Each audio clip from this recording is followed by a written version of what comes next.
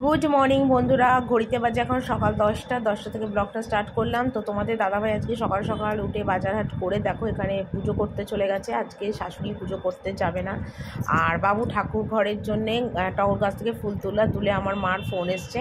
তো রোজ সকালেই ও একটু উঠোনে ঘোরাঘুরি করে। আর আমাদের বাড়ির পাশে দেখো একটা কত বড় অনারশিপ হচ্ছে, বিশাল বড় একটা বাড়ি ছিল, সেটা ভেঙে অনারশিপ হচ্ছে। আর এখানে তোমাদের দাদাভাই গেছে পুজো দিতে, আজকে শাশুড়ি যাবে না পুজো করতে। আর রোজই বাবু এরম উঠোনে ঘোরে ঠাকুরের জন্য গাছের ফুল তোলে, আর আমার মার সাথে রোজই কথা বলে। আর তোমাদের দাদাভাই যেদিন পুজো করে সেদিন পুজো করে। তো দেখো তারপরে বাইরের ওয়েদারটাও তোমাদের দেখালাম। আর এখানে নিয়ে এসে দেখো কত সুন্দর বড় বড় একদম পেটিওয়ালা কাতলা মাছ, যেটা গরম জল দিয়ে ধুয়ে নুন হলুদ মাখিয়ে নিয়েছি। আর আজকে কাতলা মাছ আলু দিয়ে একটু কালিয়া মতন করব, মানে খুব যে একটা ঝোল রাখবো তা না, একদম কালিয়া মতন করবো। কারণ আমি তো আর এই মাছের যে ঝোলটা ঘরের সবাই খায় সেই ঝোলটা তো আর আমি খাই না, আমার জন্য আলাদা রান্না হয়। তো আমি আলাদাই করবো। আর প্রেশারে বোধহয় আমার কোনো একটা রান্না কিছু দিয়েছি, কোনো প্রেশার মানেই আমার রান্না, কারণ আমি সব কিছু দিয়ে একবারে নুন হলুদ মিষ্টি দিয়ে একবারে মানে তেল একটু ফোড়ন দিয়ে আমি রান্না করে ফেলি। আর এখানে দেখো মুসুরির ডাল সিদ্ধ বসাবো, তো সেই জন্য মুসুরির ডালটা আগে থেকেই দেখো ভিজিয়ে রেখেছিলাম। আর ভিজিয়ে রাখলে না মুসুরির ডালটা অনেকটা নরম হয়, ফুলে বেড়ে যায়, তাহলে ডালটাও পরিমাণে একটু বেশি হয়। তো সেই জন্য মুসুরির ডালটা আগে থেকে আমি সবসময় ভিজিয়ে রাখি।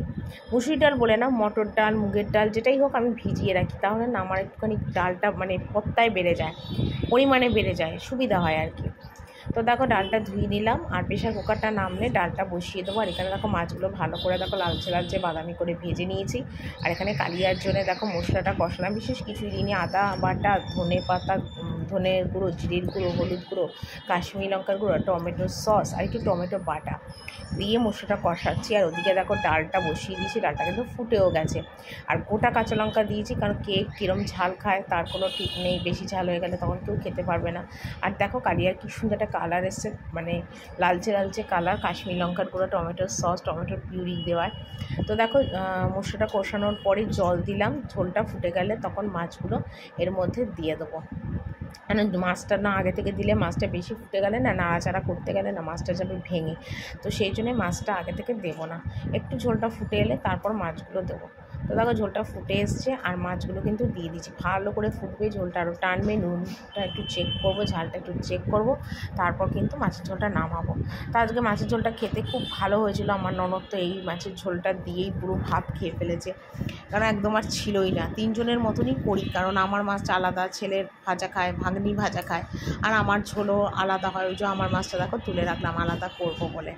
আর ওদেরটা দেখো ফুটছে, তো ডাল সিদ্ধটা নামাবো ছেলের আর ভাগ্নি, তারপরে ছেলেকে খেতে দিয়ে দেবো। আর এখানে দেখো ছেলেকে ডাল সিদ্ধ, মাছ ভাজা দিয়ে খেতে দিয়ে দিয়েছি। আর খেতে প্রচণ্ড আমার ছেলে দেরি করে, ভাত মানে কি বলবো, প্রচণ্ডই খেতে দেরি করে। তো তার জন্য দেখো বাবুকে এখানে আমি ভাত মাছ মেখে দিয়ে খাইয়ে দিচ্ছি। তো মাছের ঝোলটা তো হয়েই গেছে, ডালটাও হয়ে গেছে, তো পরে গিয়ে বাকি রান্নাটা করব, আগে বাবুকে খাইয়ে দিই। আর প্রতিদিন বাবুকে খাওয়াতে গেলে মোটামুটি আমার আধ ঘন্টার মতন দেরি হয়, কি করব বলো, কিচ্ছু করার নেই। একবার মানে বাবুকে খেতে দিচ্ছি, একবার আমি খেতে দিচ্ছি। আর একটু ডুমো না আলু ভেজে দিয়েছিলাম বাবুকে।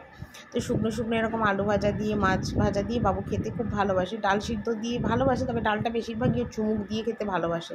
ভাতের সাথে মেখে ডালটা না খুব একটা দেখি খেতে চায় না, তো সেই জন্য ওকে সবসময় আলাদা করেই আমি ডালটা দিই। তো বাবুকে একটু খাইয়ে দিলাম। আর এখানে দেখো আজকে সয়াবিনটা না পেঁয়াজ রসুন আদা বাটা সব দিয়ে করব, তো সেই জন্যে সয়াবিনটা পরে সিদ্ধ করলাম। আর এখানে দেখো পেঁয়াজ রসুনটা আগে থেকেই বেটে রেখেছিলাম, টমেটো বাটা আদা বাটা সবটা মিক্সিতে বেটে রেখেছিলাম। তো দেখো মশলাটা ভালো করে কষানো হয়ে গেছে। আর তারপরে দেখো সিদ্ধ করা সয়াবিনটা যেটা জলে ধুয়ে চিপড়ে রেখেছিলাম সেটা ওর মধ্যে দিয়ে দিলাম। আর ওর মধ্যে গরম মশলা নুন মিষ্টি সব আগে থেকেই দেওয়া রয়েছে, যদি পরে লাগে তো দেবো। তো এখন দেখো ভালো করে এখন সয়াবিনটার সাথে মশলাটাকে ভালো করে এখন কষাবো, কারণ না কষালে না এটা খেতে ভালো লাগবে না। আমি এটা যেরকম করতে চাইছি যে একটুখানি মানে কাই মতন, মানে মাংসের মতন যেটা হয় আর কি, দেখা যাক হয় কিনা। অনেকদিন পরেই আবার পেঁয়াজ রসুন দিয়ে কিন্তু সয়াবিনটা আমি আজকে রান্না করছি। বন্ধুরা আজকে তোমাদের রান্নাটা একবার দেখিয়ে দিই। এখানে করেছি দেখো সাদা ভাত, তার সাথে একটু আলু সিদ্ধ দিয়েছি। এখানে করেছি দেখো কাতলা মাছের একদম লাল লাল কালিয়া, ঠিক আছে, একদম কাতলা মাছের কালিয়া করেছি। এখানে একটু পেঁয়াজ কেটে রেখেছি, ডাল সিদ্ধ আছে পেঁপে দিয়ে, এটা হলো মুসুরির ডাল, হ্যাঁ এই যে পেঁপে দিয়ে অল্প করে মুসুরির ডাল করেছি, ঠিক আছে। আচ্ছা এখানে আছে আমের চাটনি, যেটা মানে গরমকালে না করলেই নয়, আমের চাটনি। আর এখানে করেছি দেখো একদম মাংসের মতন পেঁয়াজ রসুন দিয়ে সয়াবিন, শুধু সয়াবিন, আলু টালু কিচ্ছু দিইনি, প্লেন একদম পেঁয়াজ রসুন দিয়ে গা মাখা করেছি। আর এখনও দেখো ধোয়া উঠছে, সবে নামালাম আর নামিয়েই তোমাদের কাছে শেয়ার করছি রান্নাটা। তো এই হলো আজকের আমার দুপুরের মেনু। তো একবারে রান্না বান্না কমপ্লিট করে আর ওপরে এলাম। আজকের বিছনায় চাদর টাদর তোলার কোনো ব্যাপার নেই, তো সেই জন্য তুলবো না, কারণ রোজ তো আর বিছনায় চাদরটা তুলি না। আর এখানে দেখো ঘরটা ছপাছপ মুছে নিচ্ছি, কেন বারান্দা তো আমি রোজই মুছি, সেটা বলে লাভ নেই। আর কি বলো তো, বৃষ্টি বাদলা হলে বা একটু হাওয়া টাওয়া হলে না বারান্দাটা এত নোংরা হয় না, মানে রাস্তার যত ধুলো এসে বারান্দার মধ্যে পড়ে। আর তার জন্যে বারান্দাটা আমাকে রোজ ধুতে হয়, রোজ প্রতিটা দিন বারান্দাটা ধুতে হয়, ধুতে না মানে মুছতে হয় আর কি। তো যেহেতু বাবু ঘরে ছিল সেই জন্য বাবুকেই বললাম যে বাবু একটুখানি ভিডিওটা করে দিতে, বাবু দেখো ভিডিওটা করে দিচ্ছে। আর আমি এখানে ঝপাঝপ ঘরটা মুছে নিচ্ছি, কারণ আমার ঘরে এমনিতে না খুব একটা নোংরা যে হয় তা নয়, রাস্তার ধারে ঘর বলে যা আর কি মোছামুছিটা করতে হয়। আর তাছাড়া দেখো বাসি ঘর তো আর গৃহস্থ বাড়িতে রাখা যায় না, মুছে নিতেই হয়। আর আমার ঘরে না এই ফুলটা না আমার খুব ভালো লাগে, মানে যখন মনটা খারাপ লাগে না এই ফুলদানিটার দিকে আমি তাকিয়ে থাকলেও না আমার মনটা অনেক ভালো হয়ে যায়, সত্যি খুব ভালো লাগে। আর খুব শখ করে এটা মেলা থেকে কিনেছিলাম ফুলদানিটা। তো যাকে মাঝে মাঝে ফুলদানিটা ঝেড়েও দিই, ফুলগুলোও ঝেড়ে দিই, কারণ একদম ধুলো ধুলো হয়ে যায় আর এইগুলো না সার্ফে ধোয়া যাবে না, তাহলে না নষ্ট হয়ে যাবে ফুলগুলো। তো সেই জন্য মাঝে মাঝে একটু ভালো করে ন্যাকড়া ট্যাকড়া দিয়ে ঝেড়ে দিই। তো যাকে এখানে দেখো ঘরটাগুলো মুছে নিচ্ছে, শাশুড়ি ঘর ননদের ঘর কিন্তু আমার মোছা হয়ে গেছে, আমার ঘরটা বাকি রয়েছিল মুছলাম, আর সামনে বারান্দাটা মুছলে আমার কমপ্লিট হয়ে যায়। তো মোছা হলো। আর এই দেখো ওপরে এলাম, আর এখন আমার দেখো প্রচুর জামা কাপড় কেচেছি, যেগুলোকে এখন মেলবো। তো জামা কাপড় কাচার ভিডিওটা তোমাদের কাছে শেয়ার করতে পারলাম না, তার একটাই কারণ, সেটা হলো বাথরুমের সামনে এত জল, মানে চান করার পরে সবাই জল দিয়ে ধুয়ে দেয়, তো তার জন্য প্রচুর জল থাকে। তো সেই জন্যে না মানে ফোনটা রাখার অনেক অসুবিধা হয়ে যায়, তো সেই জন্যে আর ফোনটা রাখতে পারিনি। তো ভাবলাম ঠিক আছে চলো আগে কেচে ধুয়ে নিই, তারপরেই একবারে যখন মেলবো তখন দেখা যাবে। আর এতটা অন্ধকার লাগছে তার একটাই কারণ, ছাদের গেটটা না খুলিনি, মানে সকালে খোলা ছিল, তারপর বেলার দিকে বাবু যখন স্নানে এসেছিলো ছাদের গেটটা বন্ধ করে দিয়ে চলে গেছে, তো সেই জন্যই ছাদের গেটটা বন্ধই রয়েছে। তো সেই জন্যে আর খুলতে পারিনি আর কি ছাদের গেটটা, মানে খুলিনি, আর আবার খুলবো আবার বন্ধ করব কোনো লাভ নেই, তো সেই জন্য আর খুলিনি, তো বন্ধই রয়েছে। তো দেখো সব জামা কাপড়গুলো মেলে নিলাম।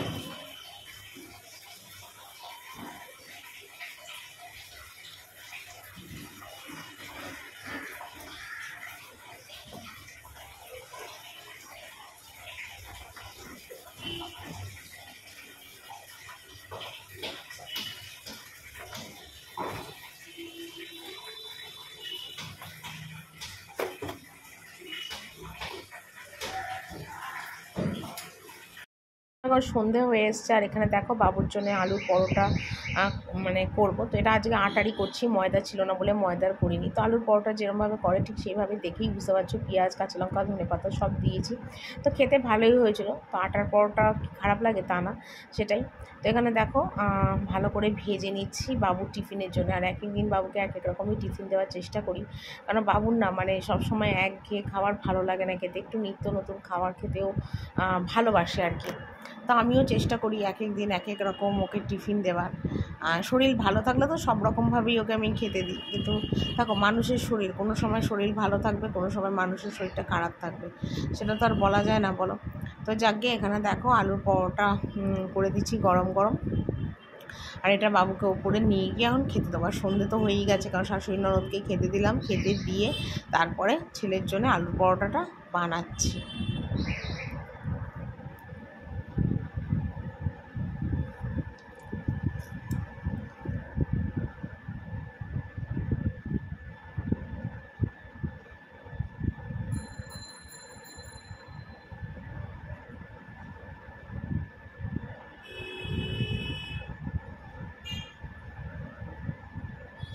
দুপুরবেলাতে তো সোয়াবিন রান্না করেছিলাম, তো দুপুরবেলা কেউ সোয়াবিন খায়নি।